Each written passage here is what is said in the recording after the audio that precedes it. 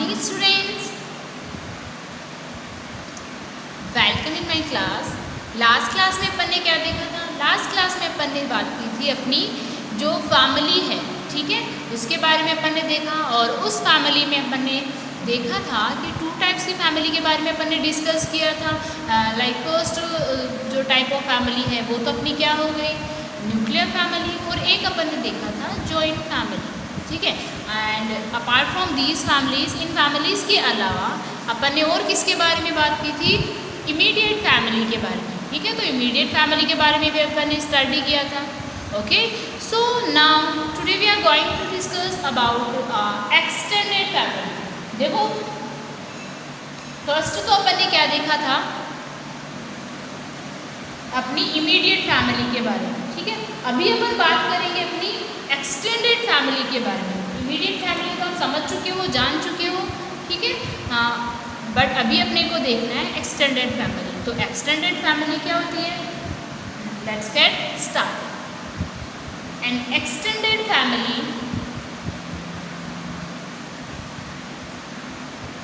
includes your close relatives like uncles।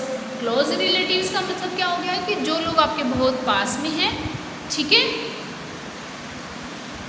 जो close relatives हैं आपके, ठीक है। जैसे क्लोज रिलेटिव्स कौन कौन से हो गए आपके? जैसे आपके पेरेंट्स हैं, मदर एंड फादर हैं, ठीक है। तो इनके ब्रदर सिस्टर हो जाएंगे, ठीक है, या फिर इनके पेरेंट्स हो जाएंगे। जैसे आपके पेरेंट्स के पेरेंट्स जो है वो आपके ग्रैंड पेरेंट्स हो जाएंगे। तो ग्रैंड पेरेंट्स भी आपके क्या हो गए? क्लोज रिलेटिव्स हो गए, ठीक है।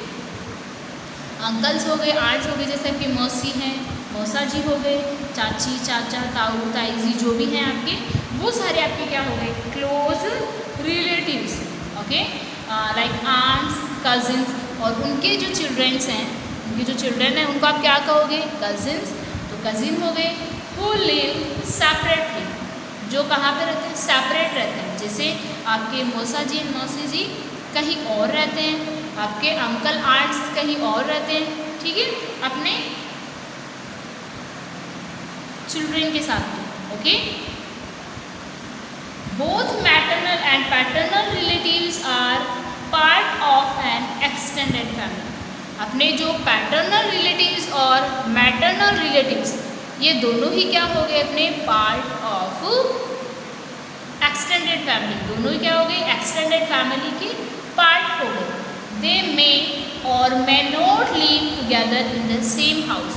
हो सकता है कि ये जो फैमिली मेम्बर्स, जैसे आपके ग्रैंड पेरेंट्स हैं, ठीक है, maternal parents and paternal relatives जो हैं, ठीक है, मे बी आपके साथ रहते हैं सेम हाउस में, एक ही घर में आपके साथ रहते हैं। या फिर ऐसे भी पॉसिबिलिटी है कि जिस हाउस में आप रहते हैं उस हाउस में ये नहीं रहते, कहीं और ये रहते हैं। ओके, तो ये क्या हो गए? आपकी एक्सटेंडेड फैमिली हो गई। Okay, understand? इट मीन्स ऐसे फैमिली मेम्बर जो आपके साथ में, मतलब जो आंट अंकल्स वगैरह, कजिन्स वगैरह जो भी आपके हैं, जो आपके साथ नहीं रहते हैं, ठीक है। और इसमें मैटरनल फैमिली मेम्बर्स भी हो सकते हैं और पैटर्नल फैमिली मेम्बर्स भी यहाँ पे हो सकते हैं, are part of extended family, ठीक है। मैटरनल फैमिली होगी तो भी अपन उसको एक्सटेंडेड फैमिली बोलेंगे, और पैटर्नल फैमिली होगी तो भी हम उसको क्या बोलेंगे? एक्सटेंडेड फैमिली, ठीक है। हो सकता है ये आपके साथ रहे और हो सकता है ये आपके साथ नहीं भी रहे। तो इस टाइप के जो भी फैमिली है उसको हम क्या कहेंगे? Extended family. Okay, now all the members in a family except our parents. Okay, except means आपके जो पेरेंट्स हैं और पेरेंट्स को छोड़कर, all the members in a family, आपकी फैमिली के जितने भी मेंबर्स हैं आपके पेरेंट्स को छोड़ के, एक्सेप्ट और पेरेंट्स, आपके पेरेंट्स को छोड़ के जितने भी लोग हैं आपकी फैमिली के, like grand parents and siblings, ठीक है, आर कॉल्ड रिलेटिव्स, ठीक है। आपके पेरेंट्स को छोड़ के जितने भी लोग हैं आपके, उन सभी को आप क्या कहोगे? Relatives. As they are related to each other, जैसे ये एक दूसरे से रिलेटेड है, इन सम और द अदर, ठीक है।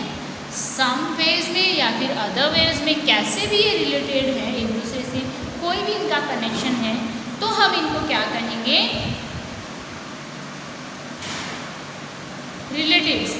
The family members related to our father, ठीक है, अपनी फैमिली के वो मेंबर्स जो किससे रिलेटेड है, अपने फादर से, आपके फादर से रिलेटेड है, आर और पैटर्नल रिलेटिव्स, इसको आप क्या कहोगे, paternal relatives. Okay, it means pattern, देखो पी से आप लर्न कर सकते हो फादर, ठीक है। सो उनको आप क्या कहोगे, paternal relatives. And the ones related to our mother, और वो रिलेटिव्स अपने जो किससे रिलेटेड है, आर मदर, अपनी मदर से रिलेटेड है, आर मैटरनल रिलेटिव्स, इनको हम क्या कहेंगे, अपने मैटरनल रिलेटिव्स। ओके, तो टू टाइप के रिलेटिव्स अपने हो गए, पैटर्नल रिलेटिव्स या फिर मैटरनल रिलेटिव्स। क्योंकि आप जानते हो कि जो भी आपकी फैमिली के मेंबर्स हैं वो क्या होंगे, या तो आपके पैटर्नल रिलेटिव्स होंगे या फिर आपके मैटरनल रिलेटिव्स होंगे। ओके, तो अगर आपकी मदर है, मदर से रिलेटेड है तो मैटरनल रिलेटिव्स, और अगर आपके फादर से रिलेटेड है तो वो आपकी क्या हो गए, paternal relatives. They may be living in another city और कंट्री, पॉसिबिलिटी है कि वो आपकी जहाँ पे आप रहते हो उससे सेपरेट किसी दूसरी सिटी में रहते हो, या फिर वो दूसरी कंट्री में भी रह सकते हैं, ठीक है, हो सकता है ये अनदर सिटी और अनदर कंट्री में रहते हैं, but they remain attached to each other emotionally, लेकिन ये क्या होते हैं, एक दूसरे से इमोशनली क्या रहते हैं, अटैच रहते हैं। ओके, क्या रहते हैं, एक दूसरे से अटैच रहते हैं। Okay, they love and care for each other, और ये हमेशा क्या करते हैं, एक दूसरे से लव करते हैं और एक दूसरे की हमेशा केयर करते हैं। They help each other in their time of need, ठीक है, और जैसे और जब भी इनको नीड होती है एक दूसरे की हेल्प की, तो ये क्या करते हैं, एक दूसरे की हेल्प करते हैं। Okay, they meet each other in family functions like wedding, और ये एक दूसरे से कब मिलते हैं, जब भी कोई फैमिली फंक्शंस होते हैं।